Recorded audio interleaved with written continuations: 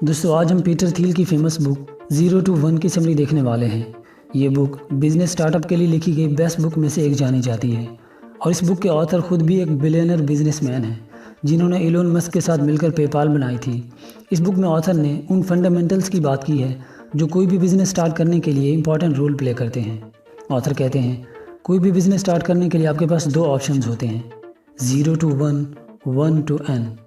اب 1 to n جانے کا مطلب یہ ہے کہ پہلے سے کوئی بزنس ماڈل یا پروڈکٹ مارکیٹ میں موجود تھا، آپ نے اسی بزنس ماڈل کو فالو کیا اور سیم وہی پروڈکٹ یا اسے کچھ بیٹر بنا کر آپ مارکیٹ میں لے آئے، تو آپ نے پہلے سے موجود پروڈکٹ کو کاپی کیا اور اس کی کوانٹٹی میں اضافہ کیا۔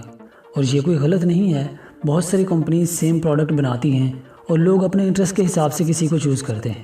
تو یہ 1 to n ہے، یعنی اس پروڈکٹ کی ایگزسٹنس پہلے سے تھی، آپ نے جسٹ اس کے نمبرز میں اضافہ کر دیا، یعنی اس کی اویلیبلٹی کو بڑھا دیا۔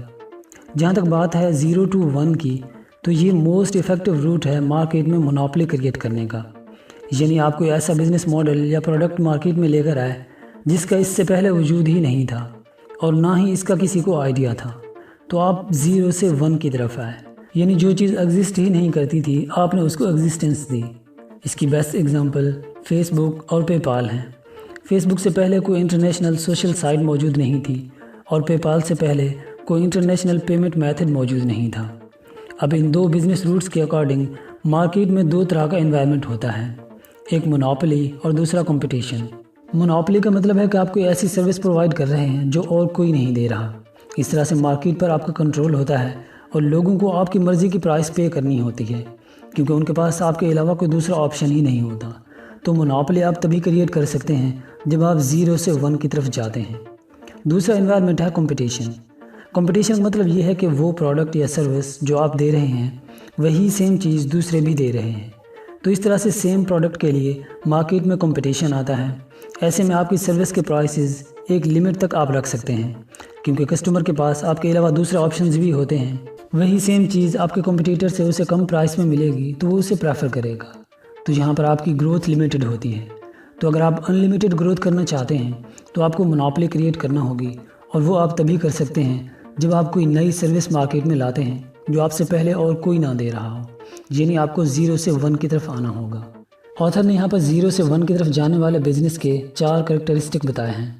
نمبر 1، یونیک ٹیکنالوجی، یعنی آپ ایسی ٹیکنالوجی پرووائڈ کر رہے ہیں جو آپ کے علاوہ کسی اور کے پاس نہیں ہے۔ نمبر 2، نیٹ ورک ایفیکٹ، یعنی آپ کے پروڈکٹ یا سروس کے جتنے زیادہ یوزر بڑھتے جائیں آپ کے پروڈکٹ کی ویلیو بھی اتنی ہی بڑھتی جائے۔ نمبر 3، اکانومی آف اسکیل، یعنی آپ کے بزنس کا اسکیل اور گروتھ بڑھے لیکن آپ کے پروڈکٹ کی کاسٹ فکس رہے۔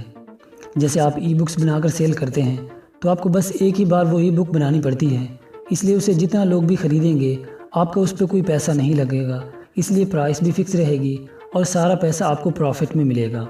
جبکہ وہیں پر اگر آپ اپنی بک کسی پبلشر سے چھپواتے ہیں تو جتنا زیادہ لوگ اسے خریدیں گے آپ کو اتنا ہی زیادہ وہ بکس چھاپنی پڑیں گی، تو آپ جتنا زیادہ پیسے کمائیں گے اس کا کافی سارا حصہ اس بک کو چھپوانے میں لگانا ہوگا، یعنی پروڈکٹ کی سیل کے ساتھ ساتھ پروڈکشن کاسٹ بھی بڑھتی جائے گی۔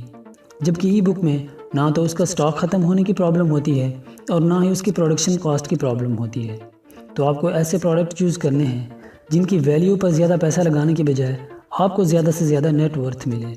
چوتھا کریکٹرسٹک ہے برانڈنگ۔ آپ کو ایک برانڈ کریٹ کرنا ہے کیونکہ لوگ اپنے آپ کو برانڈ امیج سے جوڑنا چاہتے ہیں، اور برانڈ بلڈ کرنے کے لیے آپ کو بہت اچھا پروڈکٹ بنانا ضروری ہے۔ اب آتھر نے ایک نئی کمپنی کی فاؤنڈیشن کے لیے کچھ باتیں بتائی ہیں جنہیں آپ کو کبھی بھی اگنور نہیں کرنا چاہیے۔ نمبر 1، بزنس اسی آدمی کے ساتھ سٹارٹ کریں جس سے آپ کی بہت اچھی بنتی ہو، ورنہ بزنس آنرز کی آپس کی ڈسٹربنس سے بزنس پر بہت برا ایفیکٹ ہوتا ہے۔ نمبر 2، کمپنی کی پوزیشن اور کنٹرولز بالکل کلیئر ہوں کہ کون سا کام کس کو سنبھالنا ہے، تاکہ ہر کوئی اپنے کام پر دھیان دے اور کسی فالٹ کا کون رسپانسیبل ہے یہ بھی ایزیلی کلیئر کیا جا سکے۔ نمبر 3، کمپنی کے لیے فل ٹائم امپلائیز ہی ہائر کریں ہمیشہ، اس کا پروڈکٹیوٹی پر امپیکٹ ہوتا ہے۔ نمبر 4، کمپنی کا فاؤنڈر یا CEO اپنے لیے زیادہ ہائی سیلری نہ رکھے تاکہ انیشیل میں کمپنی کے ایکسپینسز کم سے کم ہوں اور اس کی گروتھ زیادہ ہو سکے۔ اینڈ پر آتھر نے 7 کویسچن دیے ہیں جو کوئی بھی بزنس سٹارٹ کرنے سے پہلے آپ کو اپنے آپ سے ضرور پوچھنے ہیں، اور ان سوالوں کا جواب ملنے پر ہی آگے قدم اٹھائیں۔ نمبر 1، کہ آپ کا پروڈکٹ دوسروں سے بیٹر ہے۔ نمبر 2، کیا اس بزنس کے لیے یہ صحیح ٹائم اور موقع ہے؟ نمبر 3، کیا آپ ایک مونوپلی کریٹ کر سکتے ہیں؟ نمبر 4، کیا آپ کے پاس ایک بیسٹ ٹیم ہے؟ نمبر 5، کیا آپ کے پاس اپنے پروڈکٹ کو بنانے اور ڈسٹریبیوٹ کرنے کا کلیئر کٹ طریقہ موجود ہے؟ نمبر 6، کیا آپ کا بزنس اگلے 10 سال تک اپنی پوزیشن مینٹین رکھ پائے گا؟ نمبر 7، کیا آپ کے پاس ایسا کوئی یونیک آئیڈیا ہے جو آپ سے پہلے کسی کو پتہ نہیں تھا؟ اگر ان 7 سوالوں کے جواب سے آپ سیٹسفائیڈ ہوں تبھی آگے قدم اٹھائیں۔